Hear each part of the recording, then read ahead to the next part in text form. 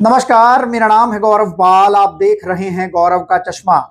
आज के इस अंक में हम बात करेंगे उत्तर प्रदेश की सियासत की कि उत्तर प्रदेश की सियासत में ओवैसी की एंट्री के बाद क्या माहौल है। इमरान मसूद आखिर क्या चाहते हैं, बार बार बसपा पर क्यों इशारा कर रहे हैं, बसपा पर क्यों टीका टिप्पणी कर रहे हैं, जी हां, गठबंधन की बात क्यों कर रहे हैं। तो वहीं ओवैसी के साथ कांग्रेस का क्या लिंक होने वाला है, क्या इशारा इमरान मसूद ने किया है। इसके अलावा अखिलेश यादव का मुस्लिम प्रेम जाग गया है, क्या इसके पीछे की वजह मायावती है, कांग्रेस है या ओवैसी है।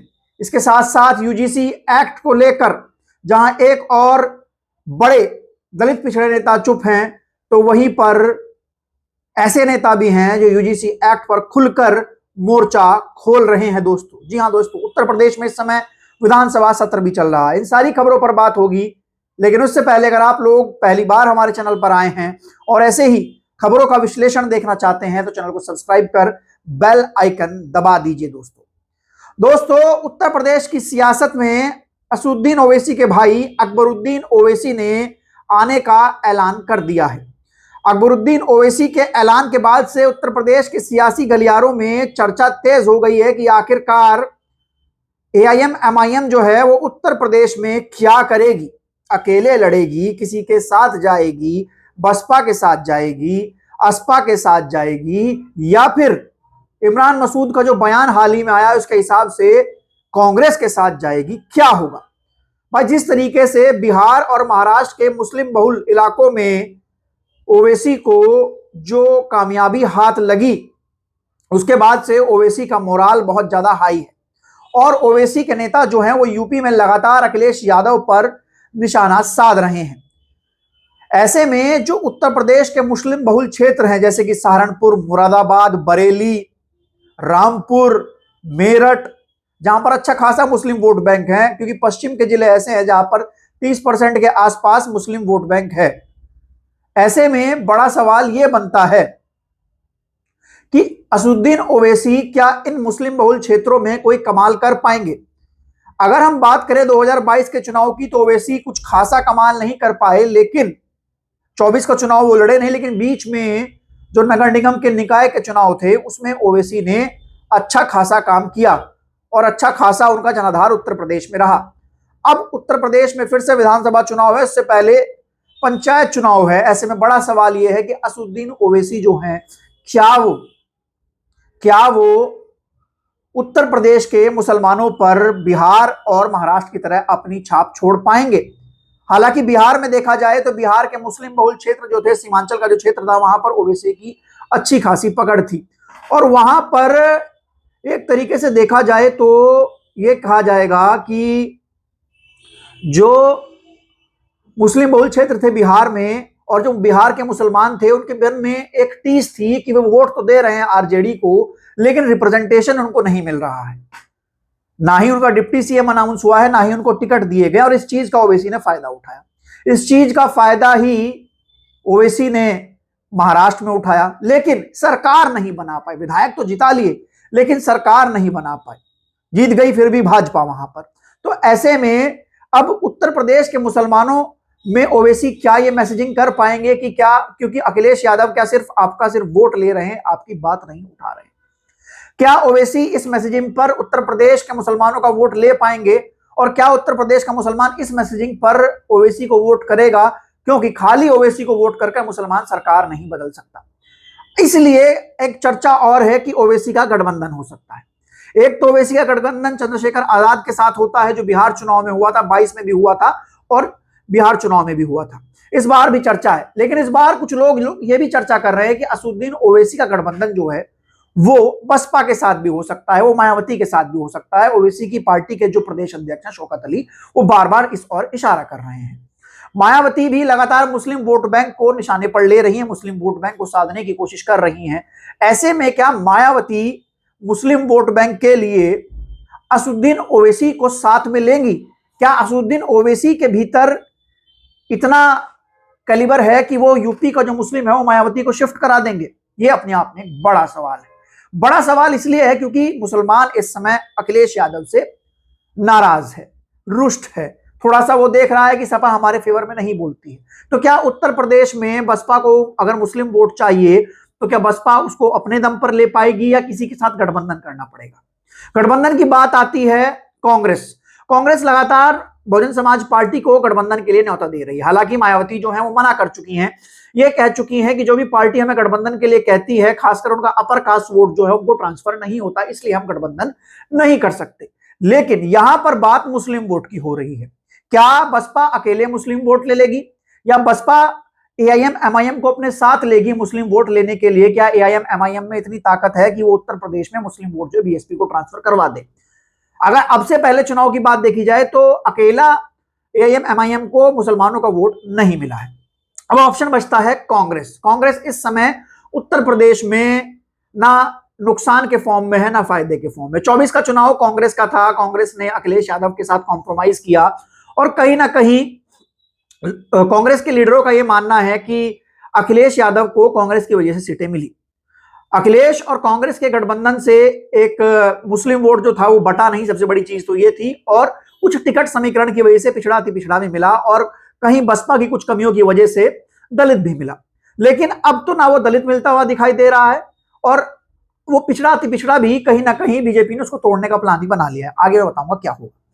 हाल ही में इमरान मसूद ने भी ये कहा कि मायावती को कांग्रेस से गठबंधन करना चाहिए अपनी पार्टी को खड़ा करने के लिए।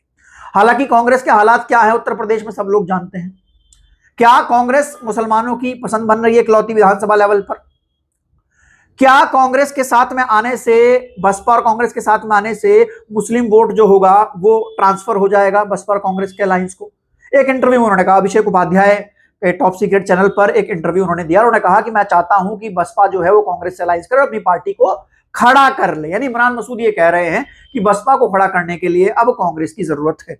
हालांकि अगर कांग्रेस उत्तर प्रदेश में पूरा मुस्लिम वोट बैंक ट्रांसफर करवा देती है बसपा को तो बसपा खड़ी हो जाएगी। लेकिन बड़ा सवाल यह है कि अगर कांग्रेस सपा से तोड़ के बसपा से गठबंधन करेगी तो क्या मुस्लिम वोट बैंक कांग्रेस के कहने पर आएगा? इमरान मसूद कहते हैं कि नैरेटिव का खेल है, अगर ये नैरेटिव बनेगा और ये गठबंधन मजबूत दिखाई देगा तो आएगा। लेकिन समाजवादी पार्टी जो कि इस समय उत्तर प्रदेश की सबसे बड़ी पार्टी, जिसके पास 37 सांसद है, वो ऐसे ही नहीं बैठेगी। वो भी कहीं ना कहीं अपनी कोशिश करेगी और अखिलेश यादव ने वो शुरू भी कर दिया है। हालांकि इमरान मसूद ने असदुद्दीन ओवैसी को लेकर भी एक बयान दिया और कहा कि मैं ओवैसी से को सांप्रदायिक आदमी नहीं कहता हूं, वो रिप्रेजेंटेशन देते हैं। उन्होंने महाराष्ट्र में भी दलितों को रिप्रेजेंटेशन दिया और मेरे बड़े भाई हैं, उनके तर्कों को कोई काट नहीं पाता। एक और तो कांग्रेस के लोग ओवैसी को बी टीम कहते हैं और ओवैसी कांग्रेस का अच्छा खासा नुकसान कर रहे हैं। ऐसे में इमरान मसूद का यह बयान देना असदुद्दीन ओवैसी के फेवर में कि ओवैसी जो हैं वो एक बड़े नेता हैं, मेरे बड़े भाई हैं, वो फैक्ट्स पर बात करते हैं, उनके फैक्ट कोई काट नहीं पाता और उनसे मैं नफरत नहीं कर सकता, वो सांप्रदायिक नेता नहीं है। जबकि कांग्रेस के लोग उनको सांप्रदायिक नेता कहते हैं और इसी वजह से शायद बी टीम के नैरेटिव से कांग्रेस को काफी नुकसान होता है। तो क्या इमरान मसूद, असदुद्दीन ओवैसी, मायावती इन सब लोगों को साधने की कोशिश कर रहे हैं? क्योंकि मैं ऐसा इसलिए कह रहा हूं कि उत्तर प्रदेश की सियासत में इमरान मसूद जो है वो काफी प्रासंगिक है। वो गांधी परिवार के खास हैं, राहुल गांधी, प्रियंका गांधी के खास हैं। ऐसे में क्या इमरान मसूद जिस तरीके से ओवैसी अगर अकेले लड़ेंगे तो मुस्लिम वोट बिखरेगा? क्योंकि देखिए बाइपोलर चुनाव अब हो रहा है। जब से बीजेपी ने ये कम्युनल पॉलिटिक्स शुरू की है उसमें अब बाइपोलर चुनाव होता है।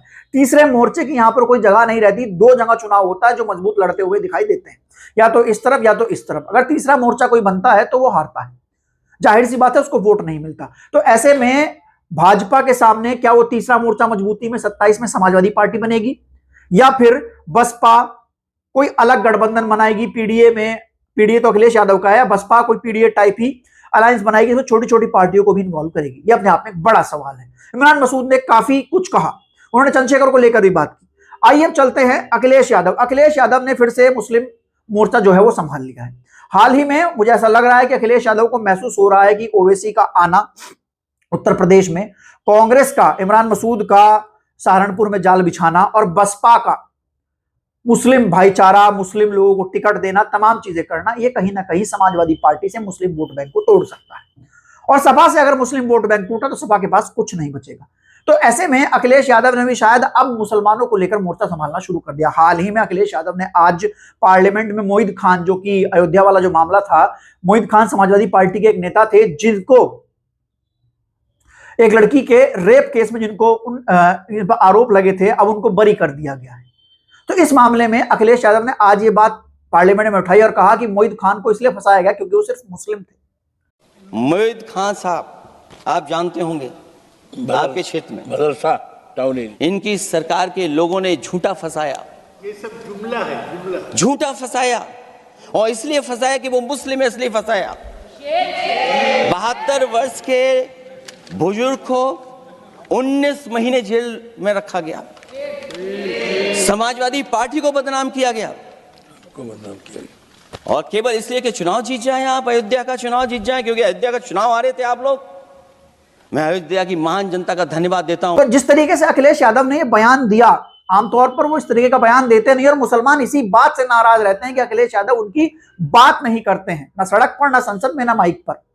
अखिलेश यादव ने संसद में आज एक मुस्लिम नेता की बात की। जाहिर सी बात है कि मुस्लिम जो है ट्विटर पर इसको दबा के फॉलो शेयर कर रहे हैं, तो जाहिर सी बात है कि अखिलेश यादव को लग रहा है कि मुस्लिम वोट बैंक खिसक रहा है, इसको रोकने के लिए कुछ ना कुछ करना होगा, क्योंकि वो नेता प्रतिपक्ष भी किसी मुस्लिम को नहीं बनाया, एक ब्राह्मण को बना दिया, माता प्रसाद पांडे को। तो अपने आप में क्या अखिलेश यादव को आभास हो गया है कि अखिलेश यादव को दिख रहा है कि ओवैसी का आना, कांग्रेस ओवैसी की बात, बसपा का मजबूत होना, क्या मुस्लिम वोट बैंक जा रहा है, क्योंकि मुस्लिम बोल रहा है खुलकर। और इसी वजह से शायद अखिलेश यादव ने मोहित खान वाला मामला जो है वो पार्लियामेंट में उठाया।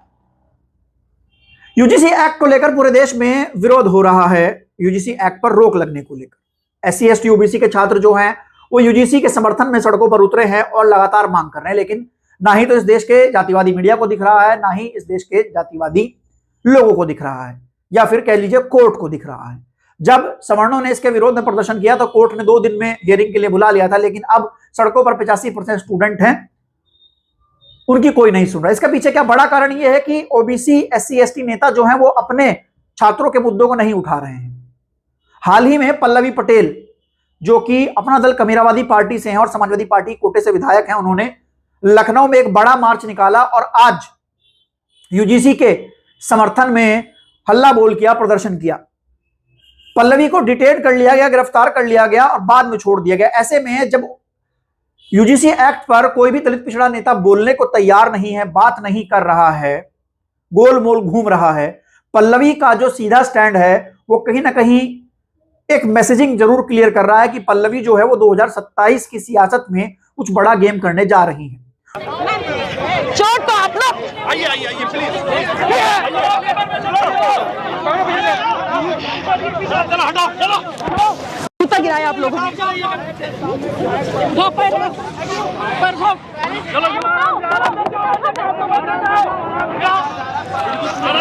चले जाइए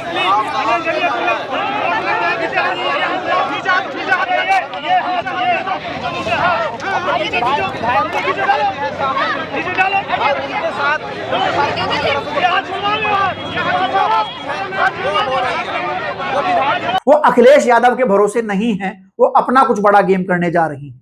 और ऐसे में पल्लवी का सड़कों पर उतरना एक बड़े वर्ग को मैसेज देना है कि भले ही बड़े नेता चुप हो लेकिन मैं आपके साथ हूं। तो पल्लवी को इसका पॉलिटिकल फायदा मिल सकता है। पल्लवी पटेल ने बहुत सही किया है, लोगों को निकलना है, बोलना है। यूजीसी एक्ट को लेकर जिस तरीके से पल्लवी बोली है वो काबिले तारीफ है, काबिले तारीफ है। मैं तो ये सोच रहा हूं कि और नेता क्यों नहीं निकल रहे हैं। मात्र 15% लोगों के डर से बीजेपी ने बाकी सब लोगों को फंसा दिया है। अपने आप यूजीसी एक्ट लेकर आई, पिछड़ों और दलितों की हितैषी बन गई, उसकी फिर पैरवी कमजोर की सुप्रीम कोर्ट में, मीडिया से पूरा ट्रायल करवाया, सब कुछ करवाया और सुप्रीम कोर्ट से रोक लगवा दी। यानी खुद लाकर अपना पल्ला झाड़ लिया, पिछड़ों की हितैषी दलितों की हितैषी बन गई, उधर सुप्रीम कोर्ट से रोक लगवा दी। बोला देखिए सुप्रीम कोर्ट ने रोक लगाई है, तो बीजेपी ने खेला कर दिया, सबको फंसा कर रख दिया। ऐसे में अब जरूरी है कि पल्लवी पटेल और तमाम नेता जो एससी एसटी ओबीसी के बोल रहे हैं बहुत बढ़िया है, क्योंकि छात्रों को समर्थन इन लोगों का चाहिए। अखिलेश यादव की चुप्पी, बीएसपी सुप्रीमो मायावती ने पहले इनका समर्थन किया, लेकिन बाद में सुप्रीम कोर्ट ने जो रोक लगाई उसका भी समर्थन कर दिया। हालांकि उन्होंने कहा कि भाजपा ने इसको इस तरीके से लाया गया है। एक और इंटरव्यू में सामने आया, भाजपा के जो सवर्ण नेता थे वो मीडिया को बता रहे थे कि इस क्लॉज पे बात कीजिए, ये इसके लूप होल है। किसने ये तैयार किया ड्राफ्ट? क्या बीजेपी ने इस ड्राफ्ट को नल एंड वॉइड कराने के लिए इसको तैयार करवाया है? बसपा सपा को ऐसा लग रहा है कि ब्राह्मण उनको वोट दे देगा, लेकिन ये बड़ा सवाल है कि ब्राह्मण क्या उनको वोट देगा? बड़ा सवाल ये है। उनको लग रहा है कि बीजेपी से ब्राह्मण नाराज है तो उनको वोट दे देगा। आज कल उत्तर प्रदेश में लोध विधायकों की बैठक हुई, उनको कोई चेतावनी नहीं दी गई। ब्राह्मण विधायकों की बैठक हुई, उनको चेतावनी दी गई थी। ये तमाम मुद्दे जो है उत्तर प्रदेश की सियासत में आज चल रहे हैं। आपको ये बातचीत कैसी लगी हमें लिखकर जरूर बताइएगा। वीडियो को लाइक कीजिएगा, चैनल को सब्सक्राइब कीजिएगा और ऐसे बने रहिएगा हमारे साथ। तब तक के लिए चलते हैं, धन्यवाद, नमस्कार।